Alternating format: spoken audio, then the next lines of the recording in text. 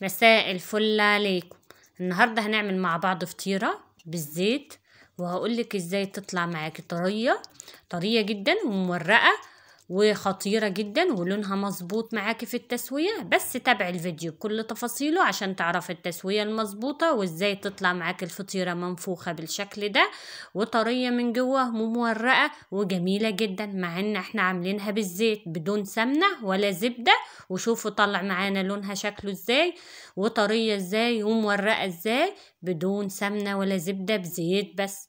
يعني كل اللي هيشوف الفطير ده استحالة يصدق ان الفطير ده معمول بزيت على شكله والتوريقة بتاعته وان هو طري بالشكل ده. علشان الناس اللي بتشتكي ان هو بيطلع معاهم الفطير ناشف، انا هقولك على السر اللي يخليه يطلع معاكي طري ومورق بالشكل ده.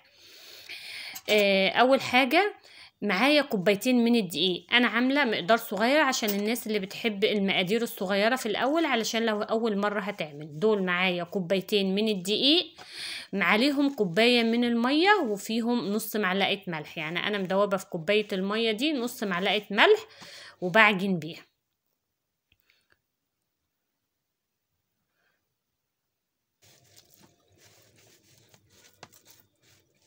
يبقى معايا كوبايتين من الدقيق عليهم كوبايه من الميه، وببتدي اعجن فيه.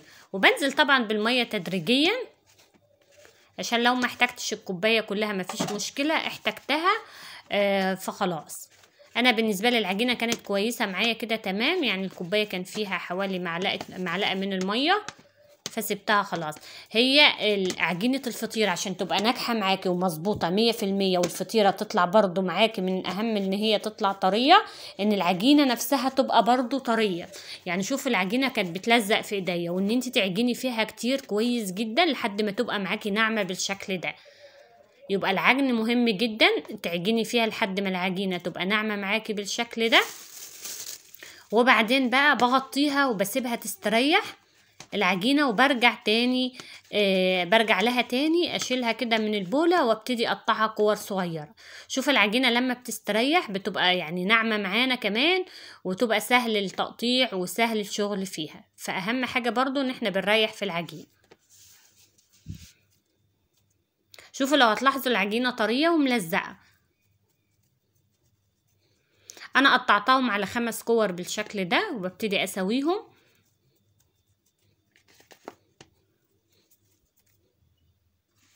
وبغطيهم وبسيبهم مرة كمان يستريحوا. بعد ما استريحوا معايا بالشكل ده، شوفوا العجينة سايحة ومرنة معايا ازاي. هتبقى سهلة معايا جدا ان انا افردها فردة بسيطة، هتلاقيها اتفردت معايا. ومعايا حوالي معلقتين من الزيت بالشكل ده، وابتدي افرد اول كوره انا خدتها. هتفرديها بكل سهوله ومش هتحتاجي حتى زيت كتير ولا حاجه كتيره. يعني معلقتين من الزيت هنعمل بيهم الفطيره دي، وهتطلع معانا مورقه زي ما شفناها في اول الفيديو وطريه وجميله جدا.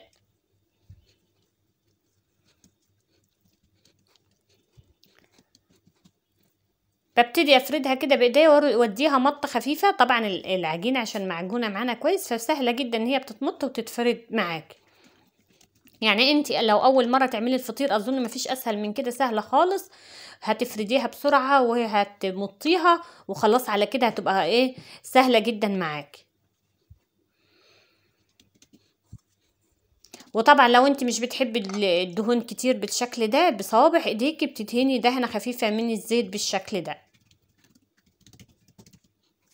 طبعا لو انت حابه تعملي بزبده او سمنه فمفيش مشكله اعملي، بس انا عامله الفيديو عامله الفطيره دي بالزيت علشان اوريكم ازاي بالزيت الفطير بيطلع برضو جميل جدا وحلو، وبيطلع طري ومورق، وهو مش شرط اساسي سمنه او زبده.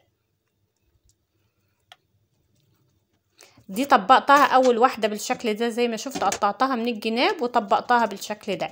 هعمل واحده كمان برضه هفردها نفس الفرده.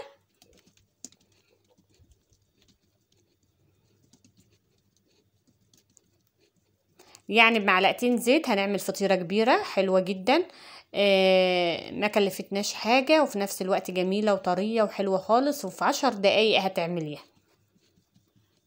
اظن مفيش اسهل من كده في طريقة لفرد الفطيرة، مفيش اسهل من كده.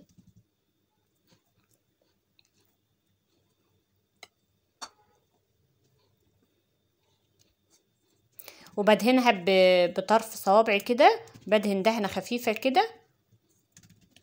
لو مش بتحبي الزيوت كتيره، لو بتحبيها كتيره فحطي. وبرجع اجيب اول واحده اللي هي اللي انا عملتها، وبعدين احطها في النص واقطع حواليها بالشكل ده واطبق عليها. اظن سهله جدا كده ان انت تعمليها بكل سهوله. وباخدها اشيلها وارجع افرد الكرة اللي بعديها. اتمنى بقى تحطي لي لايك للفيديو، واللي لسه ما اشتركش معايا في القناه يشترك ويفعل الجرس على الكل عشان ينزل له كل الفيديوهات الجديده، وشير للفيديو عشان الكل يستفاد معانا. وكل اللي حابب يعمل فطير يعمله معانا بطريقه سهله بالشكل ده. شوفوا دي اخر فطيره بقى انا عملتها كده عشان ما اطولش عليكم في الفيديو. ده اخر واحده، اخر كوره انا فردتها. وبعدين بقى بجيب اللي انا حطيتهم دول واحطهم في النص واقطع واطبق عليهم بالشكل ده.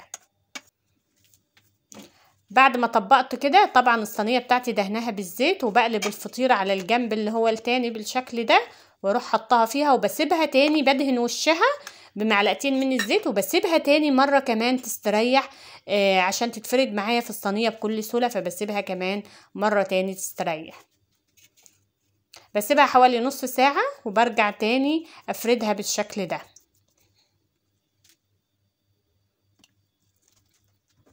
يعني انا سبتها حوالي نص ساعة تستريح، وبعدين رجعت فردتها بالشكل ده. وبعد ما افردها برضو انا حطيت شوية من الزيت بفردهم بيها وبغطي وشها بالزيت عشان يطلع لونها حلو. وبسيبها مرة كمان نص ساعة تستريح تاني بعد ما فردتها بالشكل ده. وبعدين بحطها في الفرن على درجة حرارة 180 او 190، وببقى مشغلة النار فوق وتحت، وبحطها في الدور الارضي. اول ما بتستوي من تحت بطلعها الدور التاني تاخد لون بالشكل ده. دي التسوية المظبوطة. ما بتاخدش في الفرن ما بتاخدش الفطيرة في الفرن اكتر من ربع ساعة، يعني من 10 دقايق لربع ساعة عشان الفطيرة تطلع معاكي طرية ومورقة بالشكل ده. فما تطولش معاكي في الفرن برضو عشان ما تنشفش. وبتطلعيها بقى تغطيها 5 دقايق وترجعي تقطعيها بالشكل ده. شوفوا هي مورقة جدا ازاي، وطالعة معايا منفوخة وقبة وجميلة جدا عشان احنا سيبناها استريحت في كل مرة شوية. وشوفوا مورق جدا ازاي الفطير، وطبقات طبقات ورقيقة، مع ان احنا مش دهنينه زيت كتير، لكن مورق وطري وجميل جدا. ودي التسوية المظبوطة اللي تخلي الفطير معاكي زي ما اتفقنا. بتحطيه في الفرن من تحت، واول ما بيستوي من تحت بتطلعيه فوق على الشواية، بس في نفس الوقت بيبقى فوق وتحت شغالين علشان ما ياخدش معاكي وقت طويل في الفرن وينشف منك. يعني من 10 دقايق لربع ساعة تبقى الفطيرة استوت معاكي وتطلعيها، هتبقى معاكي مورقة وجميلة جدا. اتمنى بقى الفيديو يكون عجبكم، وكل اللي يعمل الفطير يرجع يقولي عملوا ايه وطلع معاه طري ولذيذ زي كده ولا لا. وباي باي.